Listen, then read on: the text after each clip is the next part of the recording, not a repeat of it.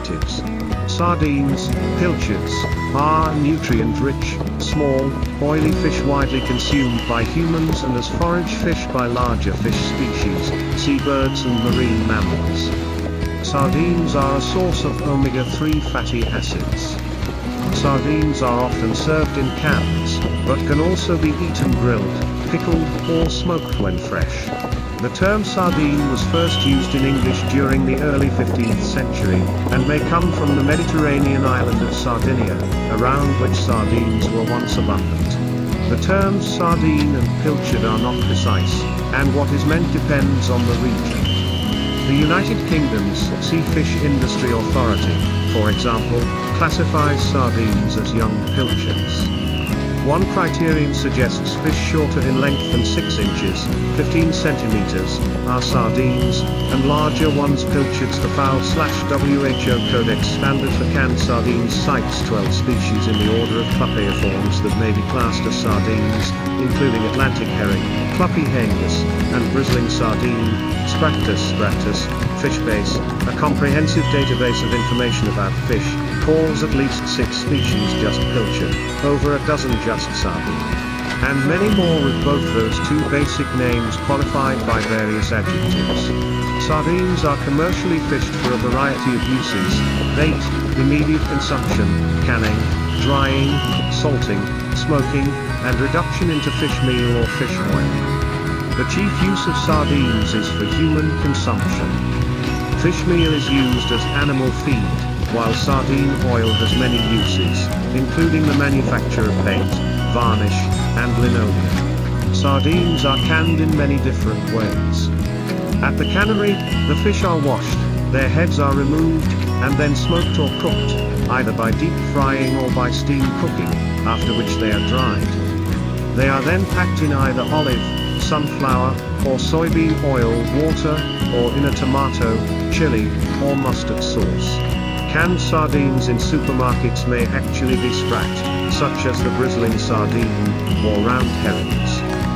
Fish sizes vary by species. Good quality sardines should have the head and gills removed before packing. They may also be eviscerated before packing, typically the larger varieties. If not, they should be purged of undigested or partially digested food or feces by holding the live fish in a tank long enough for them to empty their digestive systems. Sardines are typically tightly packed in a small can which is scored for easy opening, either with a pull tab like that on a beverage can or with a key attached to the bottom or side of the can. Thus, it has the benefit of being an easily portable, non-perishable, self-contained food. The close packing of sardines in the can has led to their metaphorical use in the term packed like sardines to describe any situation where people or objects are crowded tightly together, such as in a bus or nightclub. It has also been used as the name of a children's game, where one person hides and each successive person who finds the hidden one packs into the same space until only one is left out, who becomes the next one to hide.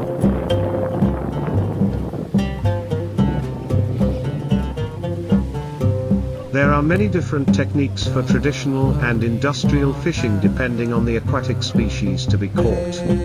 Whether for recreational fishing or professional fishing, the basic tools can be used actively by hunting down the fish, gun, seine, trawl net, or passively by waiting for the fish to seek out the device, trap, line, net. A seine can catch a large quantity of fish and even entire shoals offshore, while the size and habitat of other species require them to be fished individually. Sardine fishing has been popular since antiquity, and has evolved very little. Two types of nets are used: gill nets in which the fish are caught by their gills, and seines which encircle the shoal, thereby trapping the fish. The advantage of seines is that they catch the fish alive. The fish are then hauled on board using dip nets, a sort of scoop-shaped landing net. This practice is common in industrialized fishing, which supplies the international market, as well as in traditional fishing which feeds local fishing populations. Trawling is another type of fishing using nets and entails dragging a funnel-shaped net, trawl net, behind a boat, trawler, thus catching the fish as it passes. The pelagic trawl catches midwater fish such as tuna, mackerel and anchovies, while the bottom trawl targets species which live near the seabed, such as cod, whiting or haddock. Octopus fishing exploits the natural tendency of this cephalopod to shelter in the hollows of the seabed. Clay pots or small plastic barrels, without a lid, are attached to a rope at regular intervals, then placed in the water. The recipients act as a trap and are collected a few days later. Eel traps use the same principle. Other fishing methods take advantage of a human-animal alliance, as is the case for hunting on land. In China, for example, trained cormorants are used to fish. The base of the bird's neck is tied to prevent it from swallowing its prey. These birds are like underwater missiles and can catch considerable quantities of fish, enough to provide food and income for an entire village. Deep-sea fishing is strictly regulated to avoid overfishing, which causes the depletion of stocks and the disappearance of species. The number of days, the type of equipment used, type of boat, size of engine, size of nets or meshing, and the authorized quotas are closely monitored by the authorities. However, these laws are not a long-term solution to the imbalance of aquatic ecosystems. They do not regulate the accidental catching of prohibited fish or fish deemed uninteresting from a commercial point of view, called the bycatch. Most of these fish die or are already dead when returned to the sea.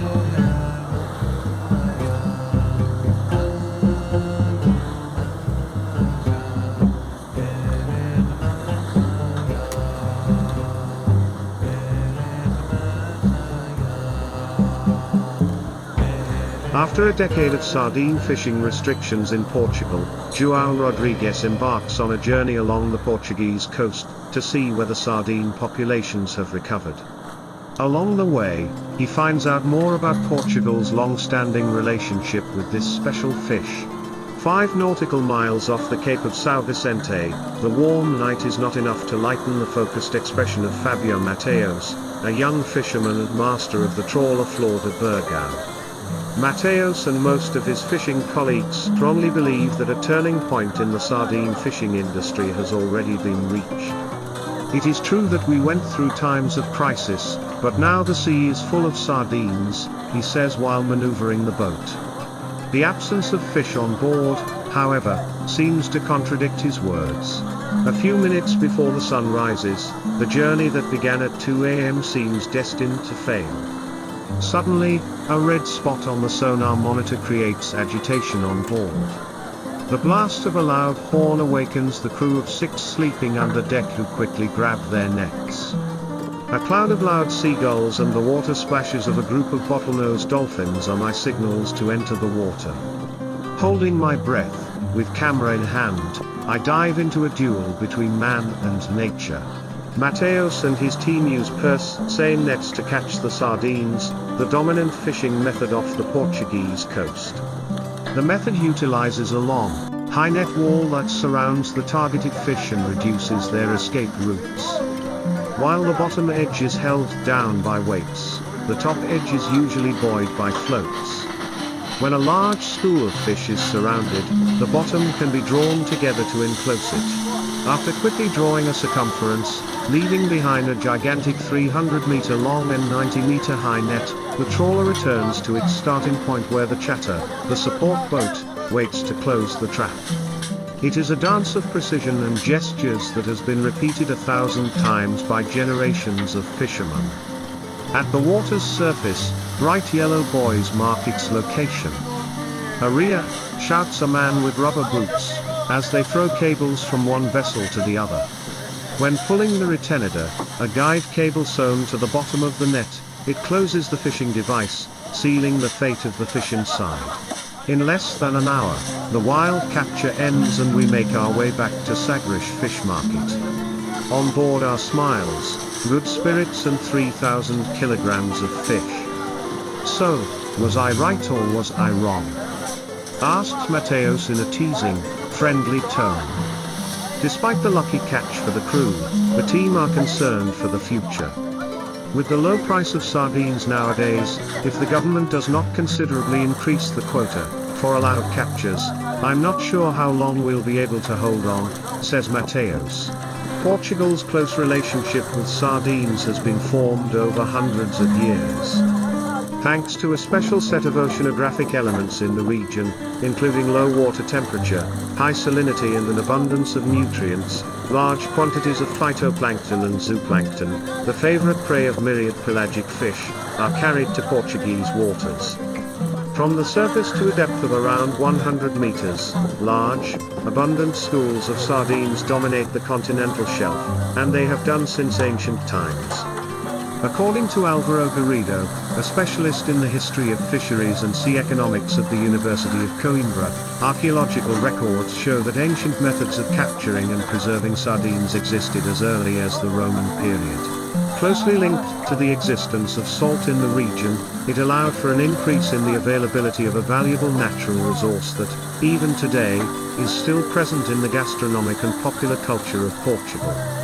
The abundance of this fish, the extensive coastline and the traditional affinity for fishing created favorable conditions in Portugal for the widespread consumption of this food, says Garrido in front of his computer during our digital conversation. And sardines aren't just eaten, Garrido notes. They appear in literature, music, paintings, and other decorative arts, making sardines a valuable piece of Portuguese cultural heritage.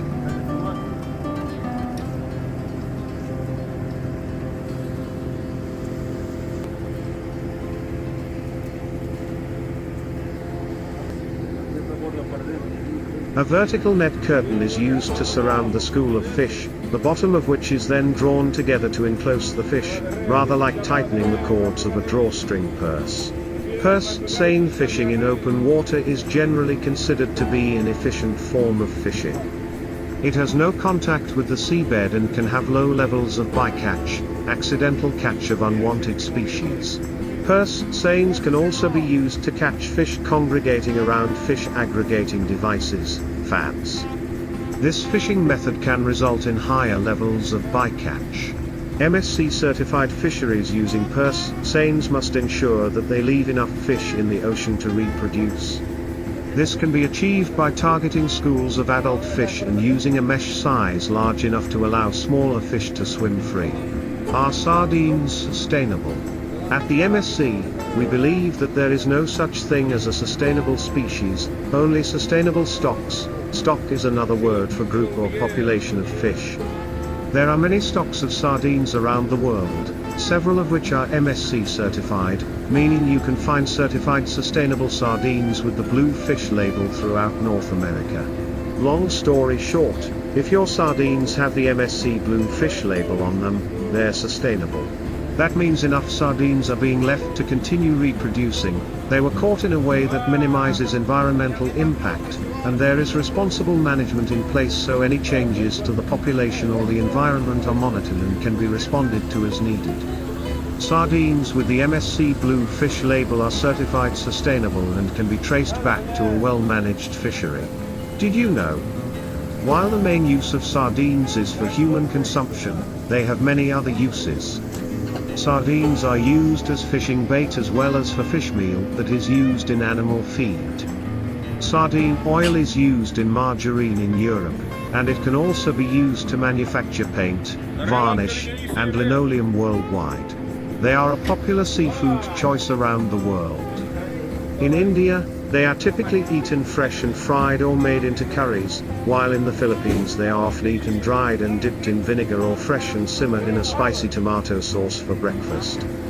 In North America, they're most often found in tins and can be used to elevate your charcuterie board. Sardines are an excellent source of omega-3 fatty acids, vitamin B12, calcium, and other important minerals.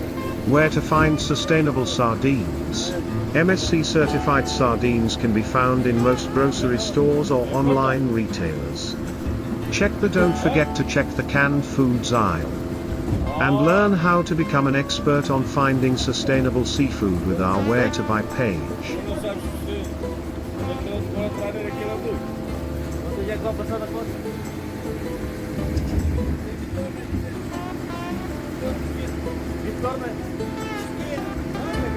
Victor,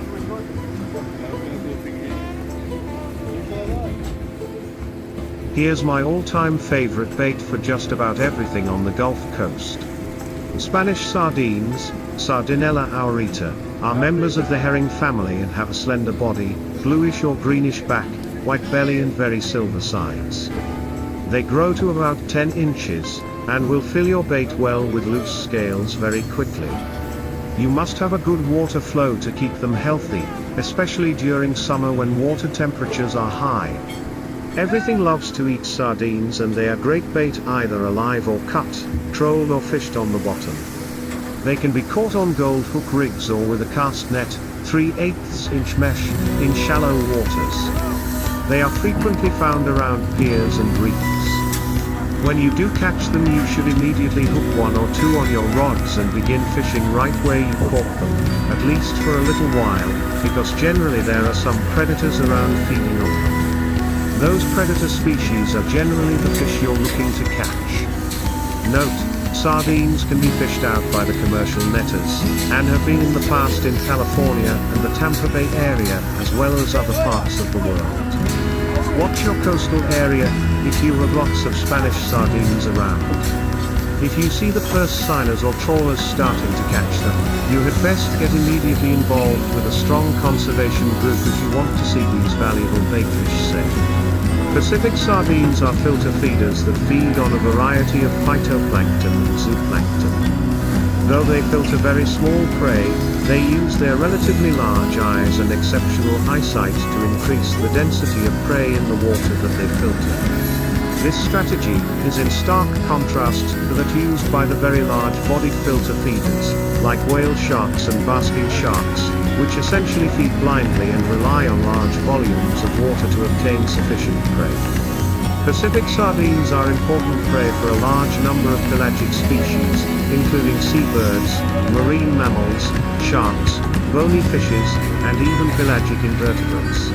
Individuals reproduce by their second year and produce a large number of eggs. They undertake long migrations each year and spawn several times along the way. During each spawning event, females release up to 45,000 eggs. This species reproduces via broadcast spawning, where several females release their eggs and several males release their sperm into the water column at the same time. This method increases the likelihood that eggs will become fertilized and increases the genetic variability in the population. Max size is less than about 1 foot, 30 centimeters. Throughout its range, the Pacific sardine is fished for a variety of purposes. Historically, this was an important species for human consumption and supported large cannery operations around the Pacific. It is still an important food fish in some places, for example, southern Africa, but is processed in large plants that reduce the fish-to-fish meal or oil for agricultural and industrial purposes in other places, for example, Mexico.